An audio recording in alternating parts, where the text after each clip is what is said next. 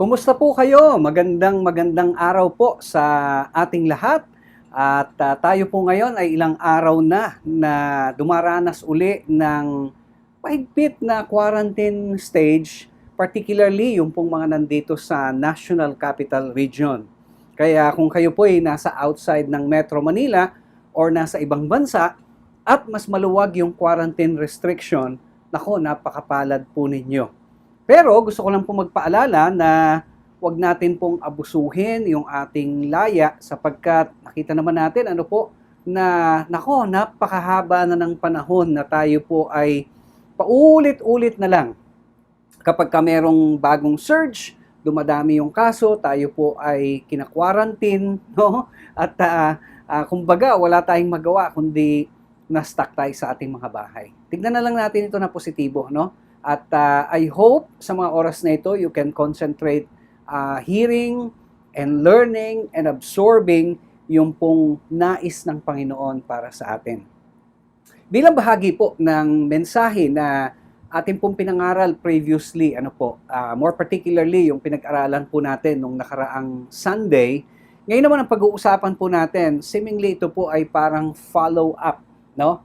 At ito yung pinakang palatandaan kapag tayo po ay nakaranas na ng new birth.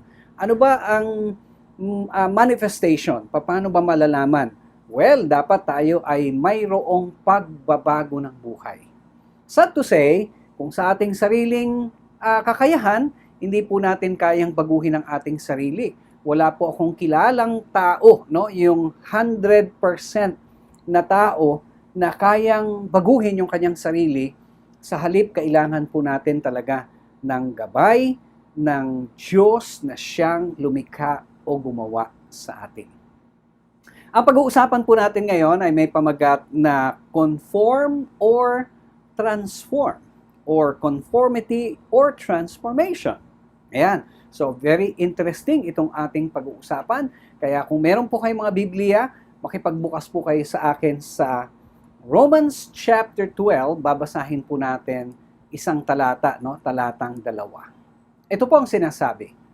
And be not conformed to this world, but be you transformed by the renewing of your mind, that you may prove what is good.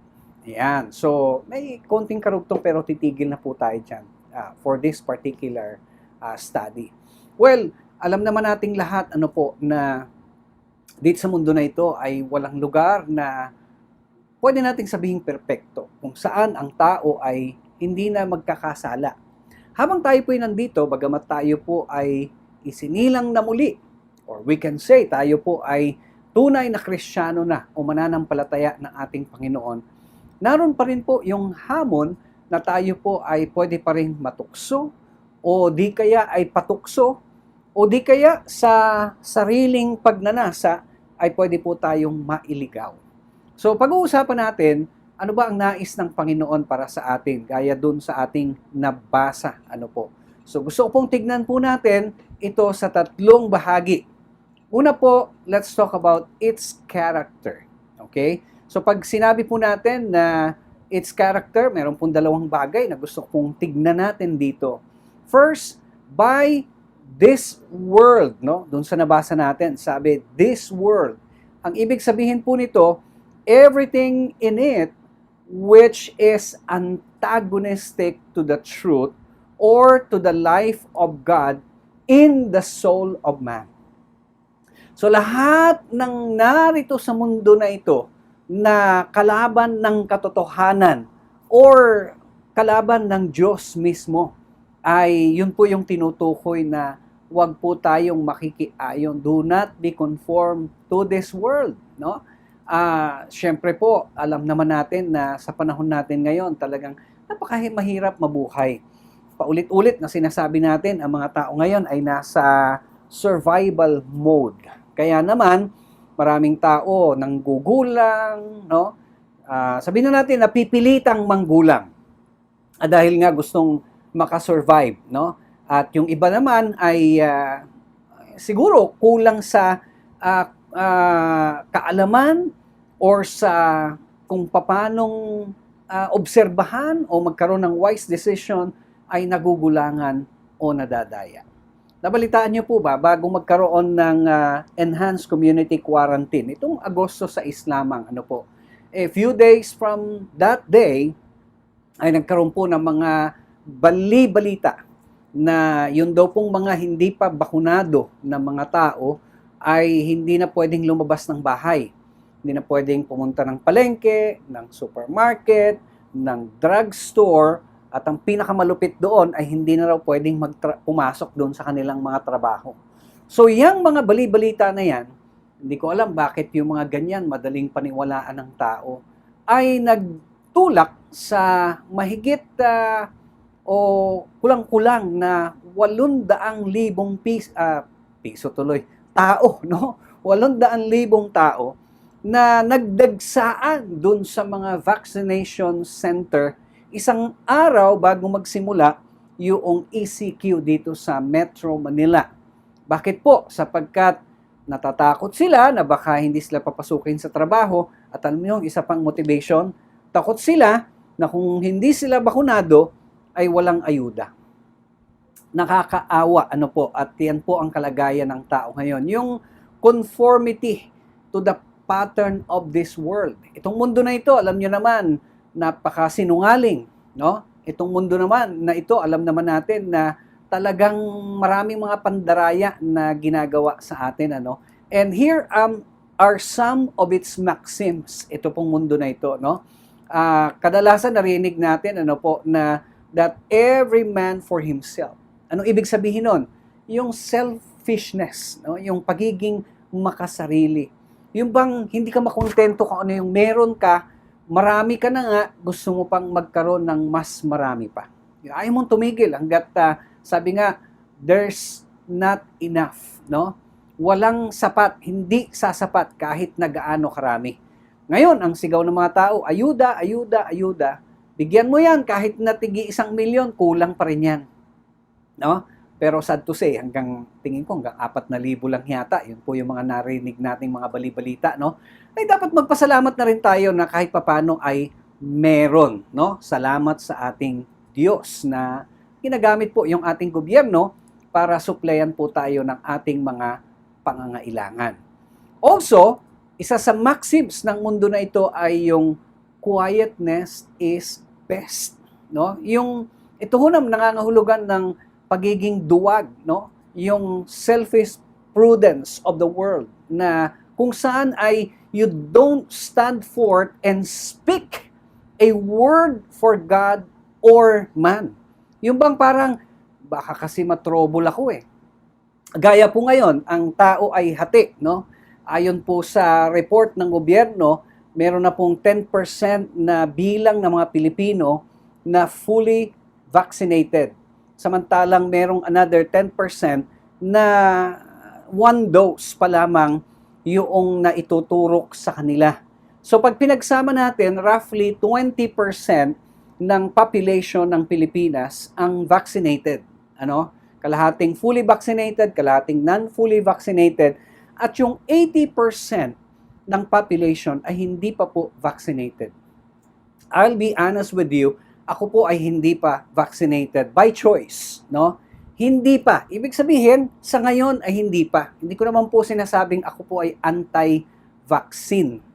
Dahil kapag ang isang bakuna ay proven na, gaya ng flu vaccine, ako po ay taon-taon nagpapa-flu vaccine, At nung ako po ay nakagat ng aso, nagpaturok po ako ng bakuna dahil kailangan po yun eh.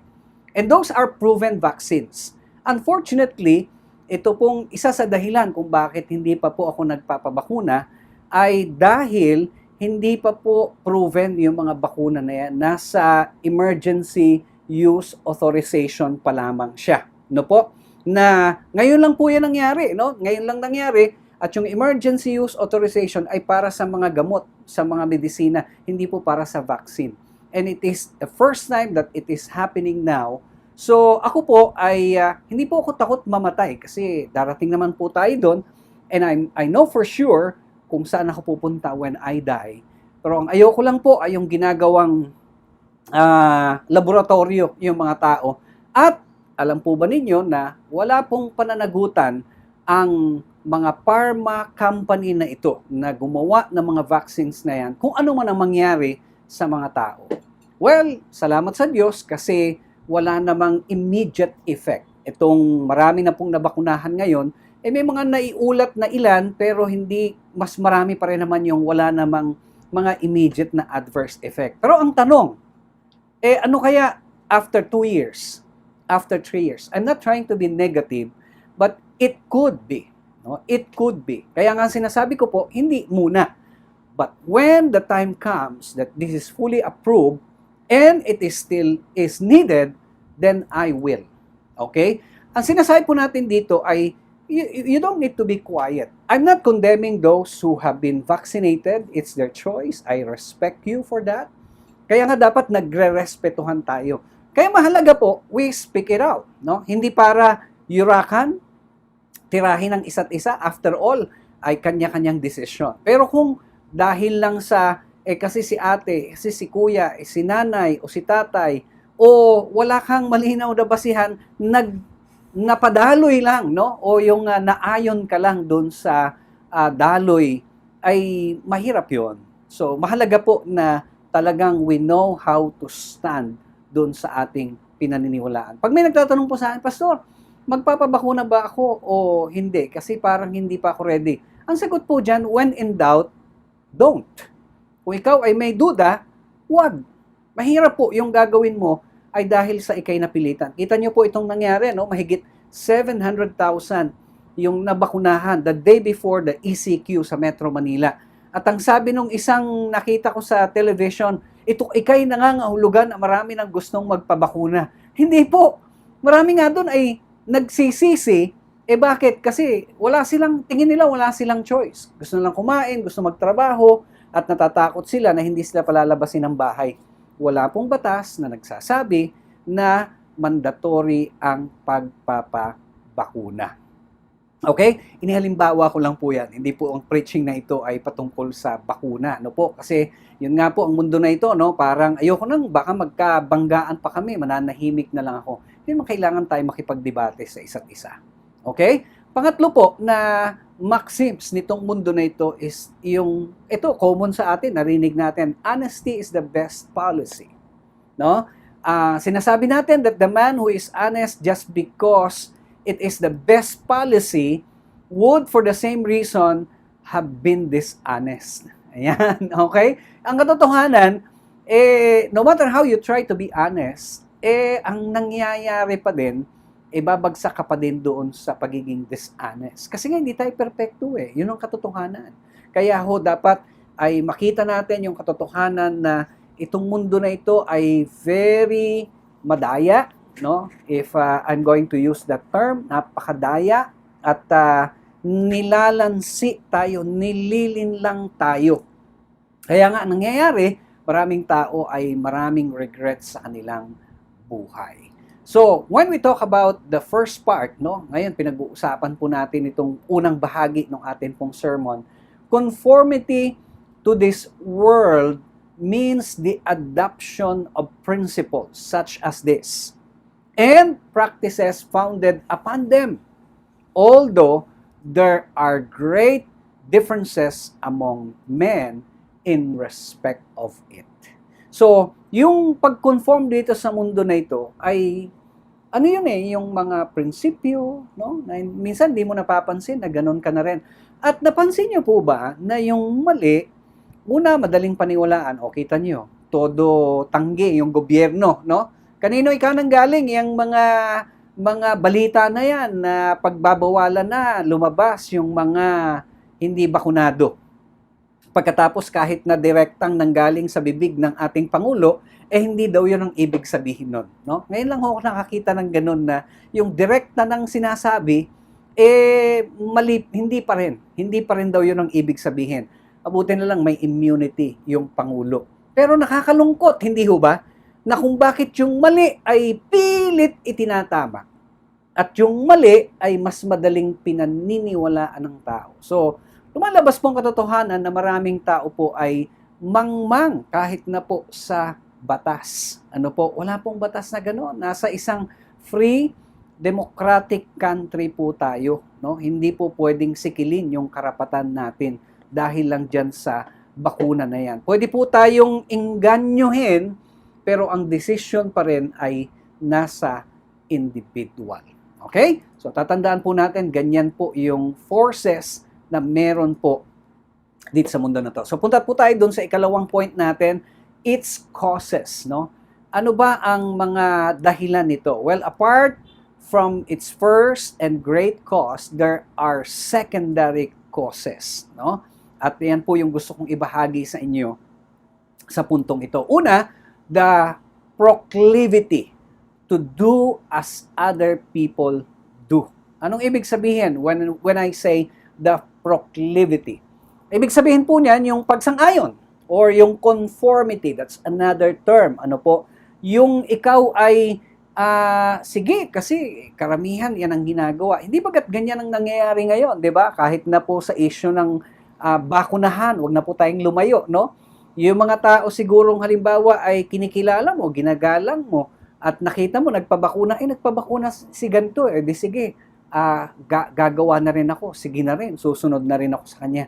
Kaya mahalaga po that we, first of all, we pray, second ay we do research, no? At yun ay responsibilidad natin.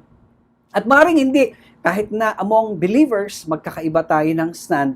Again, yung bottom line is respecting one another. Hindi po tayo magkakaaway, no? Ang sinasabi ko po dito ay hindi ka basta ayon ng ayon. Tatandaan po natin, the Bible says, wide is the way, no? Patungo sa distraction. Pero narrow is the way, napakakitid nung daan patungo sa katotohanan. At ngayong mga panahon na ito ay talagang nasusubok yung atin pong pananampalataya. Kaya yung ibang mga narinig ko, wala akong choice kasi kailangan ko to dahil nagtatrabaho ko . Wala akong choice kasi kailangan ko to kasi nagbabiyahe ako . Mali po yung statement na wala kang choice because you made a choice. Hindi ho ba? So ganun din sa ating buhay, tatandaan po natin na yung conformity po ay hindi porket maraming gumagawa ay sige na lang. Ganun na rin ang gagawin natin. Ikalawa is the fear of giving offense. Yan. Ano yon? Well, there are people who are so dependent upon the good opinion of other people that to gain it, they will forfeit their own respect by doing things which otherwise they would have left undone. Yan. So, makikita po natin dito na isa pa yan sa problema, yung ayaw kasing masaktan yung aking kapwa, ayaw kong nahiya kasi ako doon sa aking kumari, nahiya ako doon sa aking best friend, nahiya ako doon sa aking mga anak, nahiya ako doon sa aking pamilya. Tatandaan po natin na hindi mo pwedeng i-blame yung kaibigan, hindi mo pwedeng i-blame yung asawa mo, hindi mo pwedeng i-blame yung anak mo o yung magulang mo, no? When you conform, ay dahil lang sa ayaw mo silang ma-offend, no? O maka-offend ka ng tao, dapat ang una sa lahat na isipin natin, naluluwalhati ba ang Diyos? Kaya marami sa atin, we fall into the trap of conformity kasi yung bait natin mali. And also, the inability to stand alone. Yan, yung hindi tayo makatindig mag-isa. Dito po, no, sa kalagayan natin ngayon, hindi ba ganyan po ang situation natin, no? Parang nadadala lang tayo ng alon. Ayan. So, ilan sa atin ngayon ang hindi bakunado dahil sa napaniwala lang ng sinasabi, sabi-sabi ng iba? O ilan sa atin ang ngayon ay bakunado kasi everybody sa inyong tahanan o pamilya ay nagpabakuna. Okay? So, both ways, no?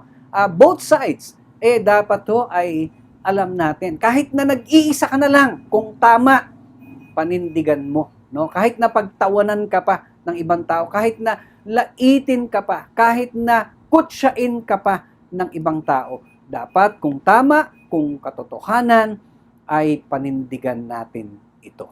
Okay? Yung ibang tao, kahit nga kapwa Kristiyano, pwede ka pang i-persecute. Pero it doesn't matter. Ang mahalaga po ay kung alam nating tama, doon tayo manindigan. Punta tayo doon sa pangatlo at panghuli. the cure or its cure. Paano ba ito matutugunan? Yung conformity. Of course, alam natin yung transformation ay mahalaga. So number one, the realizing of our own personality and responsibility. Paano yon? Refusing to live in the crowd, resolving that by God's grace, we shall live the life He calls upon us to live.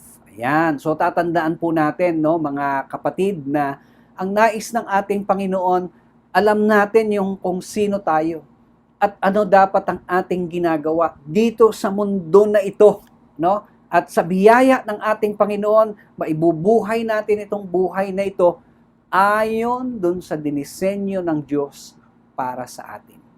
Pastor, nahihirapan na po ako Wala namang hindi nahihirapan. Lahat po ay nahihirapan, lalo na po sa sitwasyon natin ngayon. So kung hahanapin po natin ay hindi tayo mahihirapan, wala tayo sa earth. Okay? So habang nandito tayo sa earth, kahit nga walang pandemic, hindi rin madali ang mabuhay. Lalo na po, yung sasalungat tayo, ay lalong hindi madali. Tignan niyo po yung current ng tubig, halimbawa sa ilog, at kayo po'y mamamangka, pasalungat, napakahirap po nun. No? Parang ganun po yung sinasabi ng Biblia sa atin sa Romans chapter 12, verse 2. Ikalawa, the withdrawing of ourselves from under the power of that tendency within us which prevails with us to disobey this command.